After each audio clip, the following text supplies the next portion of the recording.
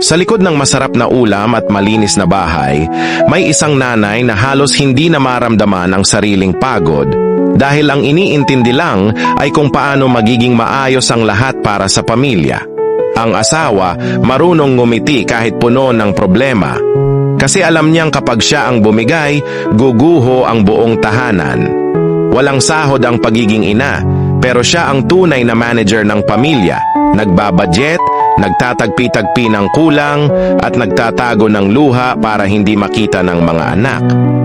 Minsan ang ilaw ng tahanan, pakiramdam niya parang wala na siyang halaga. Kasi lahat sanay na sa ginagawa niya at nakalimutan ng pasalamatan siya.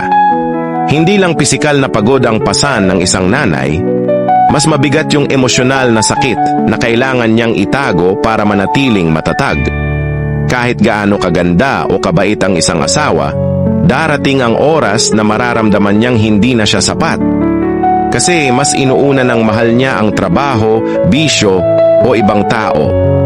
May mga ina na natutulog na may kasama sa kama pero pakiramdam mag-isa pa rin kasi matagal nang wala sa kanya ang atensyon ng asawa. Ang isang nanay, hindi palaging hinahanap ang pera o regalo. Minsan simpleng salamat ma o salamat hon lang ang matagal na niyang hinihintay. Sa dami ng papel na ginagampanan ng isang asawa, tagaluto, tagalinis, tagapayo, madalas nakakalimutan ng lahat na tao rin siya.